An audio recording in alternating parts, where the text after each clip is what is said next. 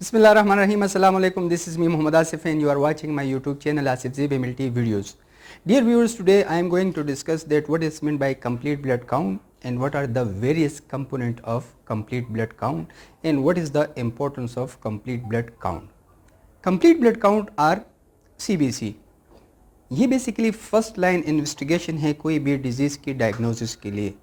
For example, जब भी कोई पेशेंट किसी भी कंप्लेंट के साथ डॉक्टर के पास जाता है तो डॉक्टर उसको कुछ टेस्ट सजेस्ट करते हैं जिसमें complete blood count, urine RE, these are the basically first line investigation. तो इसलिए इसका जानना ज़रूरी है. तो complete blood count basically blood के जो काउंट्स है जैसे TLC, RBC काउंट, HCT और प्लेटेट, इनके काउंट को हम कहते हैं कंप्लीट ब्लड काउंट. इसमें मोस्ट इम्पॉर्टेंट CBC के जो कंपोनेंट है उसमें है TLC, RBC count, HCT, red cell indices, platelet count, platelet mean platelet volume, ये सारे कंपोनेंट हैं कंप्लीट ब्लड काउंट के. पेरिफेरल स्मीयर पे फिर हम जो मॉर्फोलॉजी के लिए देखते हैं तो मॉर्फोलॉजी के लिए हम स्मीयर बनाते हैं जिसमें हम डिफरेंशियल ल्यूकोसाइट काउंट, RBC की मॉर्फोलॉजी और प्लेटेट की मॉर्फोलॉजी देखते हैं, इसलिए हम उसको कहते हैं पेरिफेरल स्मीयर. तो TLC टोटल ल्यूकोसाइट काउंट, ये बेसिकली हम उसको कहते हैं कि पूरे 1 माइक्रोलीटर ब्लड में कितने WBC मौजूद है, इसको हम कहते हैं TLC काउंट. यानी 1 माइक्रोलीटर ब्लड लेके उसमें जितने भी WBCs हैं कंबाइनली, न्यूट्रोफिल, लिम्फोसाइट, मोनोसाइट, इजिनोफिल और बेसोफिल, कंबाइनली इसको हम कहते हैं टोटल ल्यूकोसाइट काउंट. जब हम उसको परसेंटेज में लेते हैं कि न्यूट्रोफिल की परसेंटेज कितनी है, लिम्फोसाइट की परसेंटेज कितनी है, मोनोसाइट, इजिनोफिल और बेसोफिल, फिर इसको हम कहते हैं डिफरेंशियल ल्यूकोसाइट काउंट की. मीन्स हमने इन TLC को हमने डिफ्रेंशिएट किया इसके मुख्तलिफ टाइप्स में, जिसमें फिर एग्रेनुलोसाइट और ग्रेनुलोसाइट्स आते हैं. एग्रेनुलोसाइट्स मीन्स कि जिसमें ग्रेनुल्स ना हो, like monocyte and lymphocyte, while granulocyte में इजिनोफिल, न्यूट्रोफिल और बेसोफिल आते हैं. Neutrophil are basically the most abundant cells in WBCs followed by lymphocyte. आज हम डिस्कस करेंगे कि रेड सेल एंडाइसिस, जिसको हम कहते हैं MCV, MCH और MCC, कैसे कैलकुलेट किए जाते हैं और इसकी इम्पोर्टेंस क्या है, एनीमिया की क्लासिफिकेशन में फिर इसकी क्या इम्पोर्टेंस है. तो रेड सेल एंडाइसिस, जैसे मैंने कहा कि MCV, MCH और MCHC, इसमें फर्स्ट जो चीज़ है जिसको हम कहते हैं MCV, मीन सेल वॉल्यूम और मीन कार्पस्कुलर वॉल्यूम, इसको हम कहते हैं. मशीन इसको कैलकुलेट करती है on the basis of certain formulas.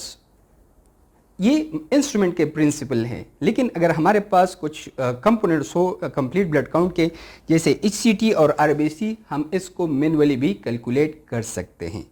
तो MCV का फार्मूला है mean cell volume, HCT multiply by 10 divide by RBC count. तो ये MCV का फार्मूला है और यूनिट इसका है फेम्टोलीटर. हम इसको लेते हैं फेम्टोलीटर में. तो ये इसका फार्मूला है कि अगर आपके पास HCT हो, RBC काउंट हो, इसको 10 से मल्टीप्लाई करेंगे तो फेम्टोलीटर में हमारे पास वैल्यू आ जाएगी. जो नॉर्मल वैल्यू है MCV की वो है 76 to 96 फेम्टोलीटर. तो HCT, what is mean by HCT? HCT या हेमेटोक्रेट या PCV, इसको हम कहते हैं कि अगर लेट्स सपोज आपके पास एक गिवन वॉल्यूम ऑफ ब्लड है, जैसे ये, इसमें RBC जितने पैक्ड हुए हैं, जब हम इसको सेंट्रीफ्यूज करते हैं तो RBC जितने पैक हुए, इस पैक RBC को हम कहते हैं पैक PCV मीन्स हेमेटोक्रेट. तो नॉर्मली अगर हम देखें कि जब हम ब्लड को सेंट्रीफ्यूज करते हैं कि इसमें प्लाज्मा की कंसंट्रेशन कितनी है और इसमें रेड सेल की कंसंट्रेशन कितनी है, या हम कहते हैं कि सेलुलर कंपोनेंट एंड एसिलुलर कंपोनेंट या लिक्विड कंपोनेंट, हम इसको कहते हैं. तो ये आता है तकरीबन 44 to 45%. तो सेलुलर कंपोनेंट 45% है, जबकि एसिलुलर कंपोनेंट या सीरम या प्लाज्मा ये 55% है. तो ये 44 या 45% जो है, this is basically PCV means packed cell volume. अब हम आते हैं अपने MCV की तरफ कि MCV ये हमारे पास रेंज है MCV की 76 टू 96 फेम्टोलीटर।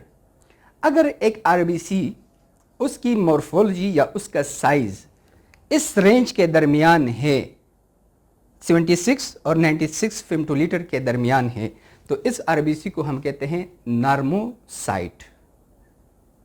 इसको हम नॉर्मोसाइट कहते हैं। अगर 76 से एक RBC का साइज कम है, मीन्स कि 60 है, 70 है, 72 है, 56 है फेम्टोलीटर है, तो ये RBC को हम कहेंगे माइक्रोसाइट। अगर 96 से साइज ऊपर चला गया तो इस RBC को हम कहेंगे मैक्रोसाइट RBC। इसी तरतीब से हम इसको एक और तरीके से भी इलेबोरेट कर सकते हैं कि अगर ये तो हमारे पास गिवन वैल्यूज हैं, लेकिन जब हम पेरिफेरल स्मीयर देखते हैं, पेरिफेरल स्मीयर में हमारे पास कोई पैमाना नहीं होता, तो how we can identify that the given cell is microcyte और मैक्रोसाइट और नॉर्मोसाइट।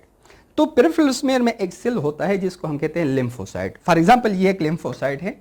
एक लिम्फोसाइट की जो नॉर्मल साइज है वो तकरीबन 8 माइक्रोमीटर साइज इसका होता है। हम इस RBC को कंपेयर करते हैं इस लिम्फोसाइट से की साइज से, क्योंकि नॉर्मल RBC की जो साइज है वो है 7.5 माइक्रोमीटर। तो तकरीबन इनकी साइज सेम होती है। तो इसके साथ हम कंपेयर करते हैं इन RBCs को कि RBCs की साइज कितनी है। अब लेट सपोज मेरे पास ये लिम्फोसाइट है और ये एक RBC है। अगर इन दोनों को हम देखें तो इन दोनों का साइज तकरीबन सेम है, तो मीन्स हम कह सकते हैं कि दिस इज बेसिकली नॉर्मोसाइट। अब अगर हम इस RBC को कंपेयर करें इस लिम्फोसाइट के साथ, तो इसका साइज इस लिम्फोसाइट से कम है, मीन्स माइक्रो है, तो इसलिए इस RBC को हम कहते हैं माइक्रोसाइट RBC या माइक्रोसिटिक RBC हम इसको कहते हैं। सिमिलरली अगर हम इस RBC को देखें और इसको कंपेयर करें इस लिम्फोसाइट के साथ, तो इस RBC का साइज इस लिम्फोसाइट से बड़ा है, इसलिए हम इस सेल को कहते हैं मैक्रोसाइट। यहाँ पर एक और चीज़ है, मैक्रोसाइट के फिर 2 किस्म के हैं। अगर इस RBC को हम देखें तो ये RBC little bit oval in shape है, इसलिए हम इसको कहते हैं ओवल मैक्रोसाइट। एक और RBC अगर हम ड्रॉ करें,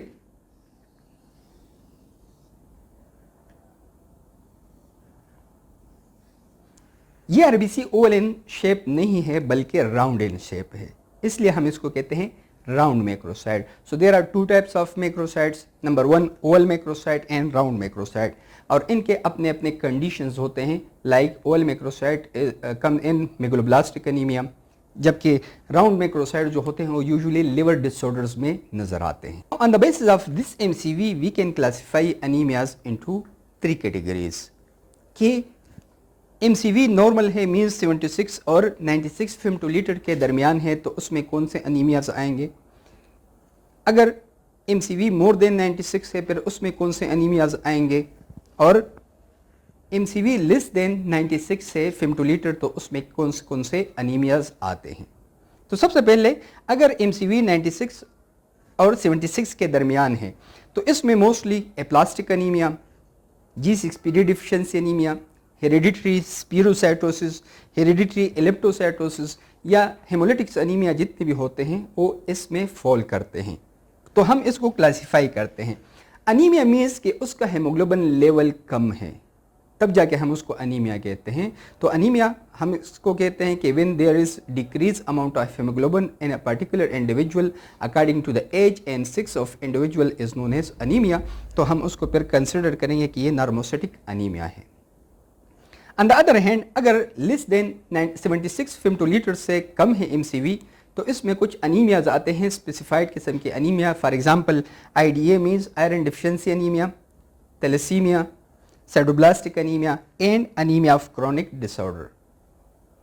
सिमिलरली अगर मोर देन 96 फेम्टोलीटर है तो उसमें B12 and folic acid deficiency are combinedly हम इसको कहते हैं मेगलोब्लास्टिक एनीमिया, लिवर डिसऑर्डर्स और फिर hypothyroidism.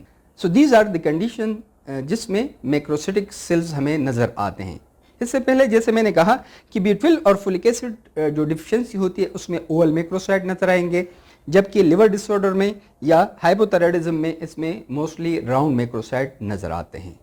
So this was all about MCV. In the next lecture we will discuss that what is meant by MCH and what is meant by MCC.